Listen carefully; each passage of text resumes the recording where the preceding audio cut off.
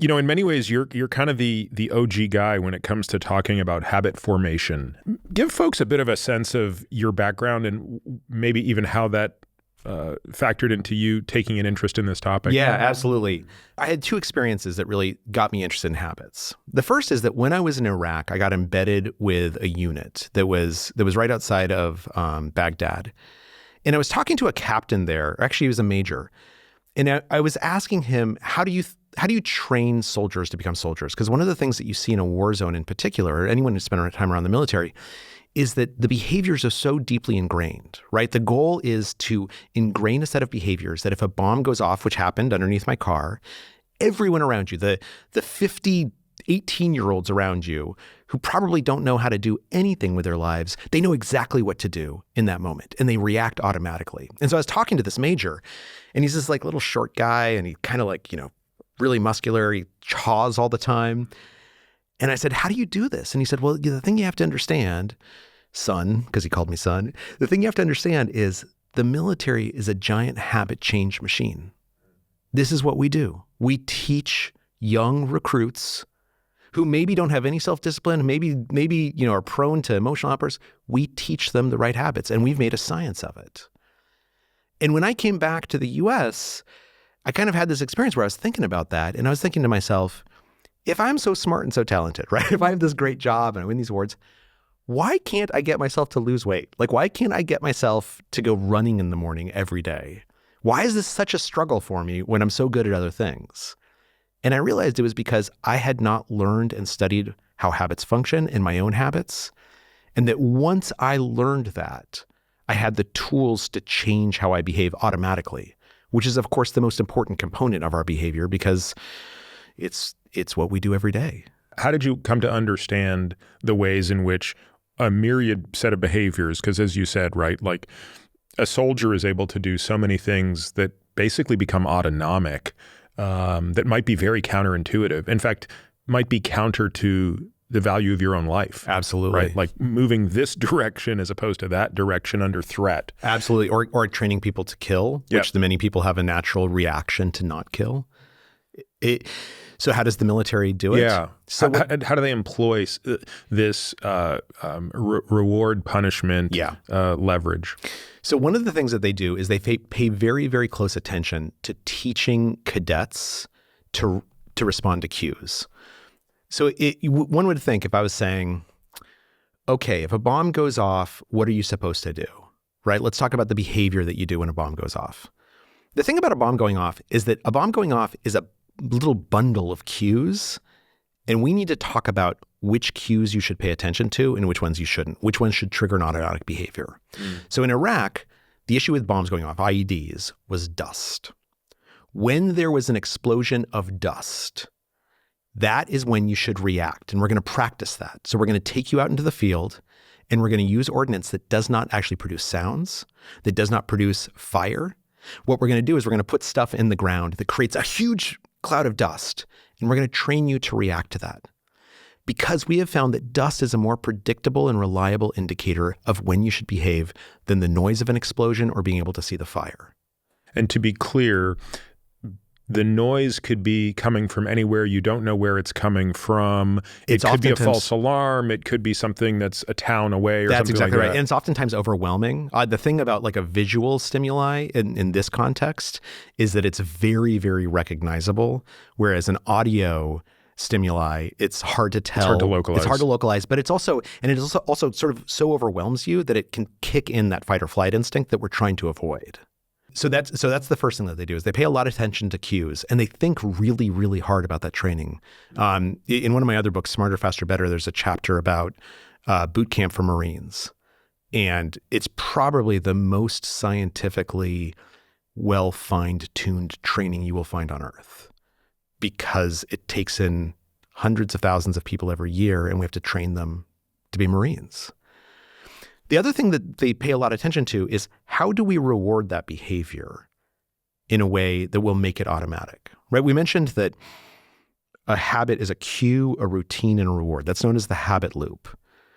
But what happens in our brain to form that habit loop is that the part of the basal ganglia, which every animal on Earth has a basal ganglia, The basal ganglia's job is essentially to make habits. Because without those habits, we essentially can't evolve, right? We just spend too much time in cognition. And what the basal ganglia helps encourage, and this is oversimplifying dramatically, but is it takes that cue, that routine, and that reward, and it puts them in a kind of circuit where the neural synapses connecting the behavior centers of those three items becomes thicker and thicker and thicker, which means that as a result, an electrical impulse can travel down that synapse faster. So if I'm the general, my goal is to take these soldiers and to change their brain so that when they see smoke, they react immediately, which is they pull out their gun, they look for the threat, they go through the mental checklist of look for these 5 things. And then I want to have a reward for them that's predictable and consistent. Now, in that situation, there's not a natural reward. I have to create that reward. So one of the things that I do is I have them train as a unit. And as soon as they all take position, they all say to each other, good job, I'm in position, good job, good job, good job. They're all positively reinforcing each other. That becomes a reward that can build this behavior, which is why looking at the unit or the platoon is so important in how we train soldiers, is because oftentimes the rewards that are reinforcing our habits are social rewards that we're getting from other individuals. And during training, let's say it's the first day they're going through this drill and 2 of the guys fall out of formation, they fail to get in position. The absence of being able to say good job, is that sufficient? Or is there also a punishment of, hey, you 2 guys, you were in the wrong spot, let's go do it again? Well, it's the Marines, right? So certainly the drill sergeants, they have a certain reputation to uphold about yelling at people. But no, it's actually... But it's not doing that much, It's correct? not really doing that much. It's helping people correct. It's creating sort of that, instead of a wicked feedback system, a good feedback system where I'm learning very quickly. But it's actually me seeking out that reward. One of the things that you'll find if you look at surveys of why people fight, inevitably they will say, I joined because of patriotism and I stayed in the military because of my camaraderie. Because of the guys next to me. I couldn't go home. I'd have to take care of them. Yeah. And that's really encouraged by the military. And that becomes the dominant, overwhelming positive reinforcement, is that you act for your fellow soldiers. And when one of them turns to you and says, good job, what he's really saying is, you helped protect me and I'm going to help protect you. And that feels amazing. So when you think about the number of people that make it through the various forms of training, and whether it be Marines, Special Forces, elsewhere, et cetera, are they screening for the capacity to be able to form these habits? Or is their point of view that we can basically instill this in anyone, provided some basic set of criteria of aptitude or psychological well-being is present? It's the latter. And I'm kind of curious in your work how that plays out. Well, that's exactly why I'm asking. Yeah, right? well, because what they believe, and the science tells us this is true, humans are habit machines, right? We literally have evolved a brain that is fantastic at making habits. And so we can take almost anyone, assuming a baseline physical readiness and mental capacity. We can take anyone and we can teach them to be a good soldier.